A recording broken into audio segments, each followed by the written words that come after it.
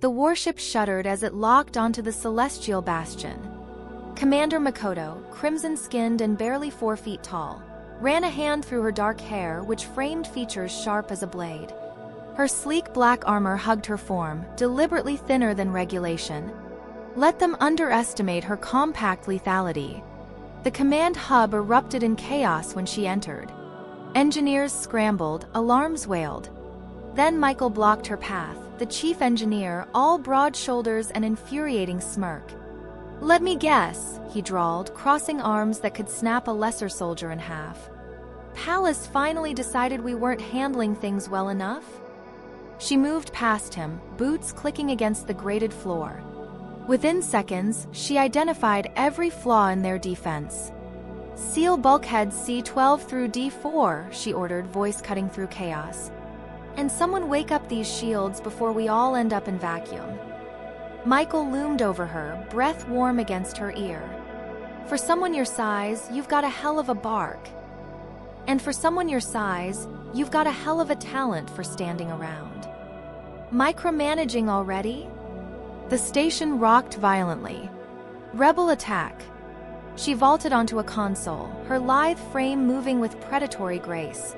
The room moved at her command, soldiers sealing corridors, engineers reinforcing weak points.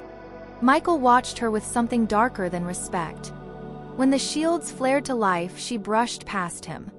"Next time, don't wait for me to save your station." His grin was all teeth. "Wouldn't dream of it, Commander." Victory left her blood singing with adrenaline. She found herself at Michael's cabin, the fire still burning under her skin. He stood there half-dressed, surprise melting into that damnable smirk. "Commander, to what do I owe?" She forced him back into the cabin, hands finding his jumpsuit. "I need." Michael caught her wrists. "Whoa there. Adrenaline's talking, Makoto. I know what I want." "Do you?" "Because right now, you'd take anyone standing here." The words hit like a slap. She stiffened. "Not how this works," he said softly. "Not with me." He steered her to the door. "Try me when you're not battle-drunk. And maybe buy me dinner first." Alone in the corridor, something dangerous crystallized in her chest. No one refused her. He would regret that. Dawn found them hunting rebels in the station's underbelly. A shadow lunged from darkness. Makoto yanked Michael back, her plasma dagger meeting the attacker's blade. One twist, and the rebel crumpled. "That's twice now," Michael mused. "Starting to think you like me." She kept her blade ready. "You owe me a debt." His grin turned predatory. "Collecting tonight? Try not to get killed before then."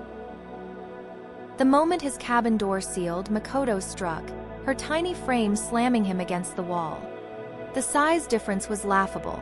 His shoulders blocked the light while she barely reached his collarbone.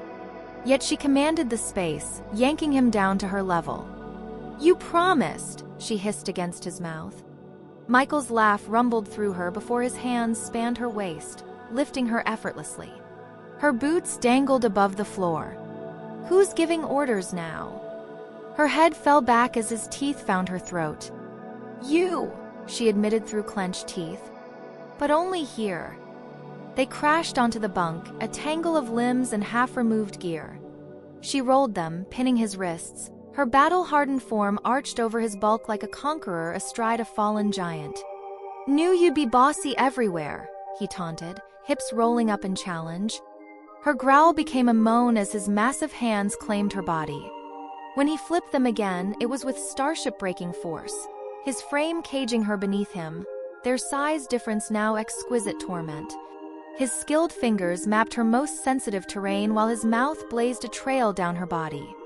Each touch sent shockwaves through her nerves. When the first climax took her, it was with the violence of an engine igniting.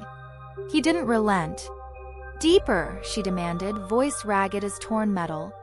When he finally claimed her completely, another climax detonated, her nails scoring his shoulders. Their rhythm became war for dominance.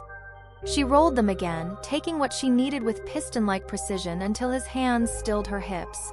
What followed was pure annihilation, his final thrusts like meteor impacts as pleasure tore through her. Dawn's pale light found them untangling. Makoto dressed with mechanical precision while Michael watched from the bunk. "You're coming to the palace." His chuckle was dark velvet. "That an order, Commander?" Her smirk could draw blood. "Try to keep up." The door hissed shut, but the ghost of his hands, so vast they could span her waist, lingered like a brand. Irreversible. Inescapable.